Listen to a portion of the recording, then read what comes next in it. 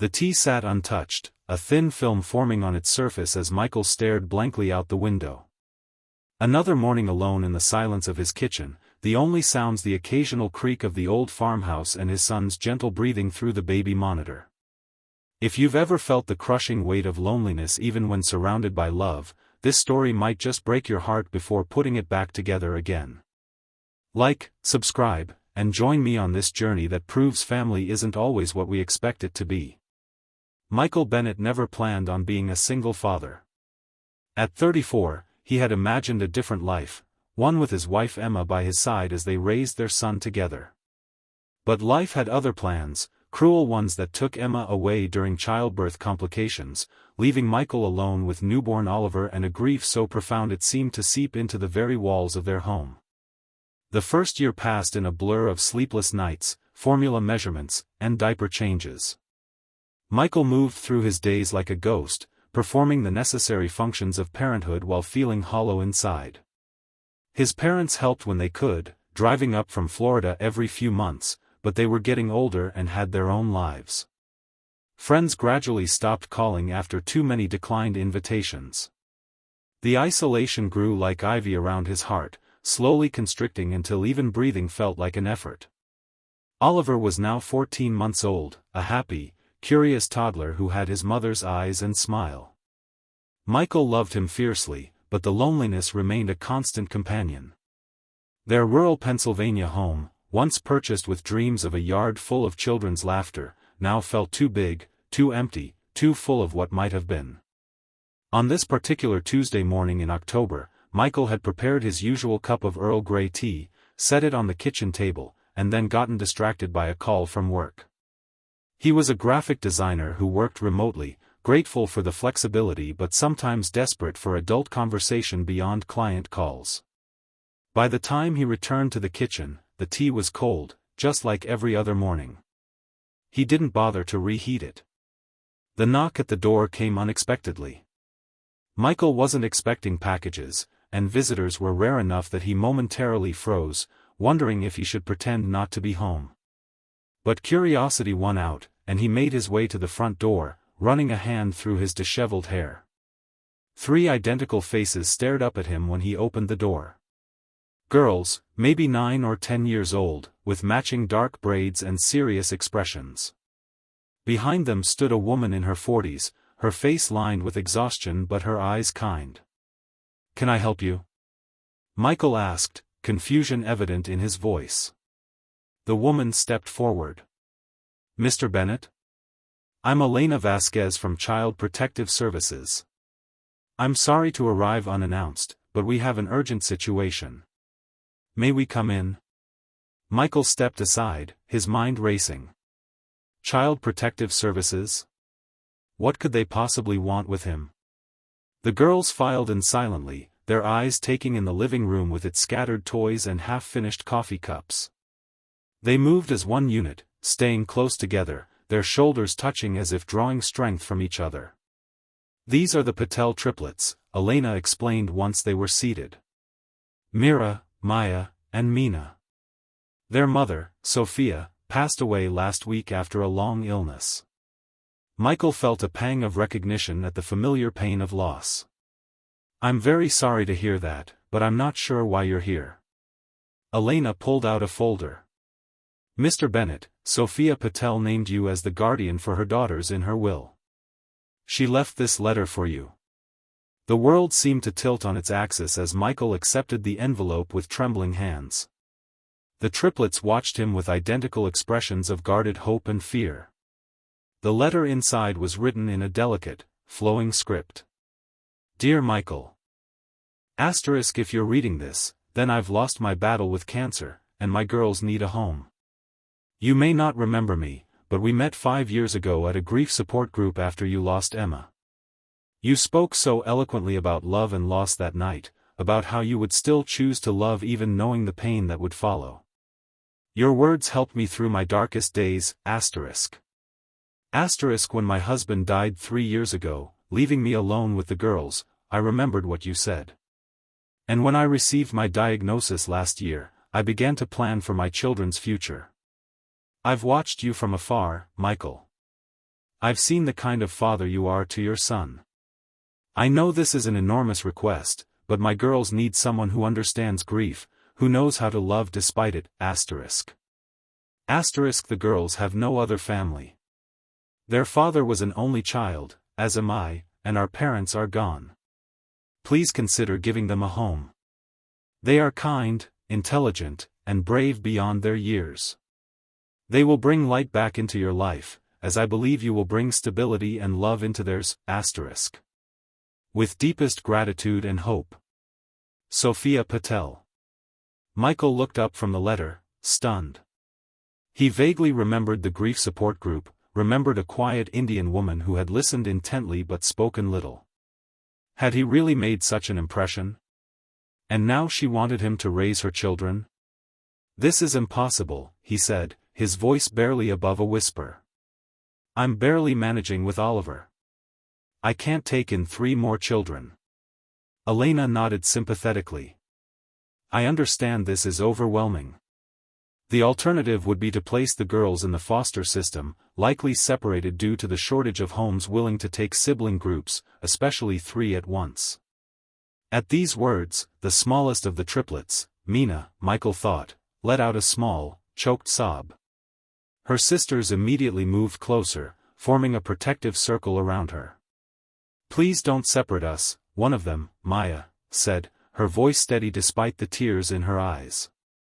We promised Mom we'd stay together. Michael felt something crack inside his chest. He knew what it was to lose a parent, to have your world shattered in an instant. And now these girls had lost both parents and faced losing each other too. Can I have some time to think about this? He asked Elena. Of course. The girls can stay in temporary emergency placement for a few days while you decide. But I should warn you that finding a permanent placement for all 3 together will be extremely difficult. Michael nodded, his mind racing. As Elena prepared to leave with the girls, the tallest triplet, Mira, approached him. Our mom said you were kind, she said simply. She said you would understand. With those words, they left, leaving Michael standing in his doorway, the cold tea forgotten on the kitchen table and his life irrevocably changed. That night, after putting Oliver to bed, Michael sat in his living room surrounded by photos of Emma. What would you do? He asked her smiling image. How can I possibly raise 4 children on my own when I can barely manage one? No answer came, of course, but as he sat there, memories of his own childhood surfaced. His parents had fostered several children over the years, their home always full of noise and chaos and love. He remembered how his mother had always said there was always room for one more at their table. Love multiplies, she would say. It doesn't divide. The next morning, Michael called his parents. His mother listened quietly as he explained the situation, then said simply, those girls need you, Michael. And maybe you need them too. His father was more practical. It won't be easy, son. But nothing worthwhile ever is. We'll help however we can. By the end of the week, Michael had made his decision. He called Elena and asked to meet the girls again, this time at a local park. He brought Oliver, wanting to see how the children would interact. The triplets arrived with Elena, their faces lighting up when they saw Michael waiting. They approached cautiously, their eyes drawn to the toddler playing in the sandbox. This is my son, Oliver, Michael said, gesturing to the little boy. Oliver, can you say hello? Oliver looked up, his face breaking into a wide smile. Hi, he said cheerfully, offering a plastic shovel to the nearest girl. Mina, the smallest triplet, knelt down beside him. Thank you, she said solemnly, accepting the shovel. Within minutes, all 3 girls were playing with Oliver, helping him build a lopsided sandcastle and laughing when he knocked it down with glee. Michael watched them, something warm unfurling in his chest. These girls had lost everything, yet here they were, finding joy in a simple moment with a toddler they just met. I'll do it, he told Elena, his decision suddenly crystal clear. I'll be their guardian. The process wasn't simple. There were home studies, background checks, court appearances, and mountains of paperwork. Michael's spare bedroom was converted into a room for the triplets, with 3 beds and 3 small dressers. His parents came up from Florida to help, staying for a month to ease the transition. The first few weeks were chaotic. The girls were grieving, adjusting to a new home, a new school, a new life. There were tears and tantrums, midnight nightmares, and moments of heartbreaking sadness. Michael felt overwhelmed, questioning his decision daily. But there were also moments of unexpected joy. Mira, it turned out, was an excellent cook and began helping with dinner preparations, teaching Michael how to make her mother's chicken curry. Maya had a gift for storytelling and would entertain Oliver for hours with elaborate tales. And quiet Mina had a gentle way with the toddler, seeming to understand his needs before he could express them. Slowly, painfully, they began to form a family. The girls hung photos of their parents in their room, and Michael encouraged them to talk about their memories. He shared stories of Emma too, showing them photos and videos, making sure Oliver would know his mother through their stories. 3 months after the girls arrived, Michael realized his tea hadn't gone cold in weeks. The mornings were too busy now, with 4 lunches to pack, 4 sets of clothes to coordinate, 4 different schedules to manage. The silence that had once filled the house was replaced by the sounds of life, arguments over bathroom time, music from Maya's violin practice, Myra's cooking experiments, Mina's quiet humming as she drew. The challenges were real and constant.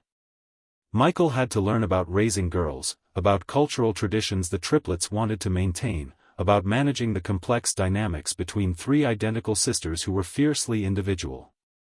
He made mistakes, lost his temper, felt inadequate almost daily. But then there were moments that made it all worthwhile.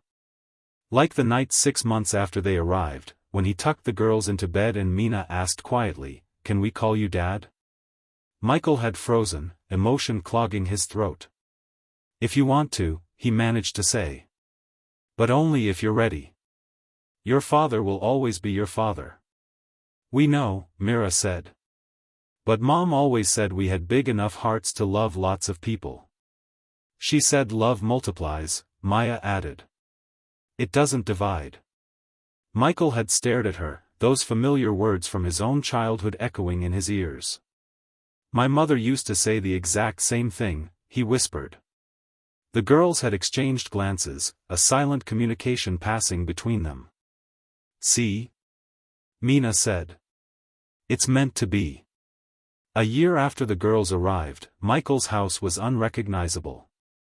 The walls were covered with artwork, Oliver's finger paintings, Mina's detailed drawings, family photos old and new.